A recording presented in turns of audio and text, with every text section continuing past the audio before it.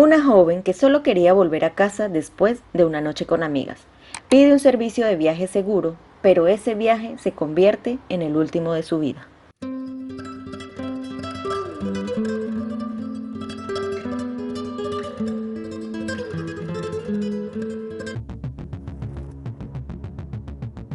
Mara Fernanda Castilla Miranda nació el 13 de enero de 1998 en Xalapa, Veracruz.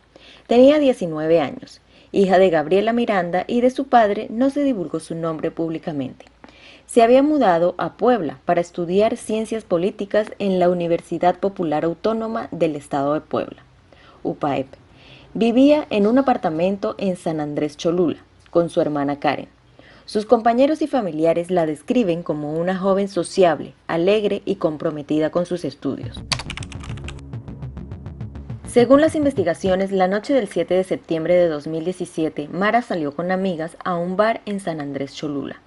Cerca de las 5 a.m., ya del 8 de septiembre, Mara solicitó un servicio de transporte privado a través de la aplicación Cabify para regresar a su apartamento, avisándole a su hermana Karen. El conductor era Ricardo Alexis Díaz López. La recogió y desde ese momento Mara desapareció. Hasta que al despertar, Karen notó la ausencia de Mara, por lo que revisó su correo electrónico, donde encontró un recibo donde se daba por concluido el viaje a las 5:46 de la mañana, en el destino indicado. Trataron de contactarla, pero Mara no respondía llamadas ni mensajes, por lo que fueron a colocar la denuncia de la desaparición, y comenzó una intensa búsqueda por parte de familiares, amigos y usuarios de redes sociales, quienes difundieron la noticia con la esperanza de encontrarla. Se solicitó ver las cámaras de vigilancia del edificio donde vivían y se corroboró que el carro llegó a la casa. El conductor, Ricardo, permaneció poco más de media hora haciendo maniobras con el auto, encendiéndolo y apagándolo, fumando un cigarro, pero Mara nunca se bajó del carro. El 12 de septiembre fue detenido Ricardo Díaz, quien fue la última persona que vio a Mara, y al interrogarlo declaró muchas inconsistencias a la Fiscalía General del Estado. Dijo que el servicio concluyó en el domicilio de Mara y que durante el trayecto escuchó que ella se vería con alguien más, y finalizó con que Mara sí se bajó del carro.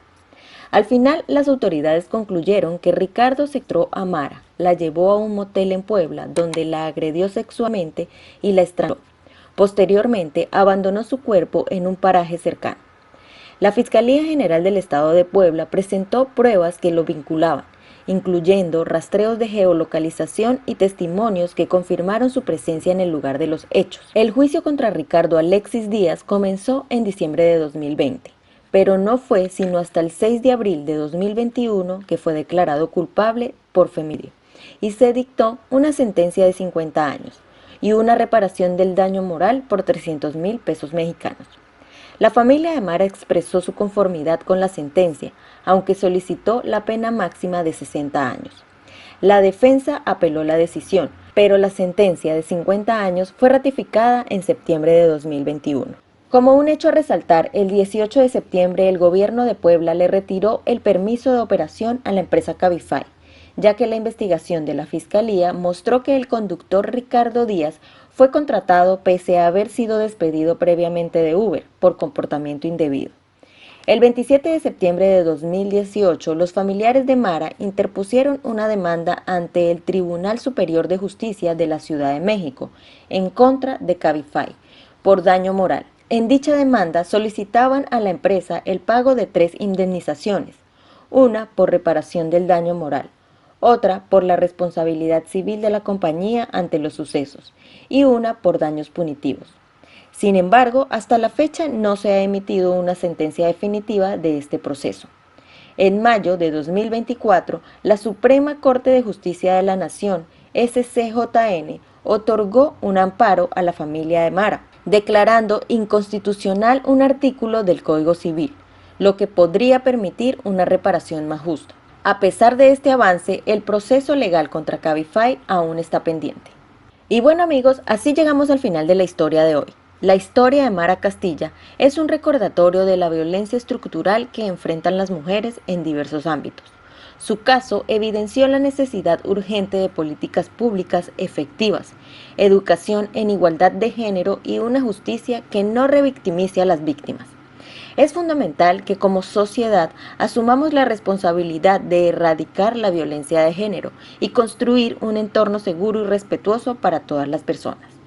Nos vemos en un próximo videito, amigos. Gracias por elegir ver este video entre tantos.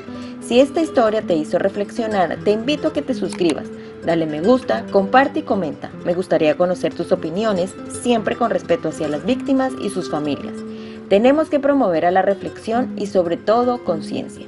Y recuerden, si tocan a una, nos tocan a todas. Dios los bendiga a todos y hasta la próxima. Adiós.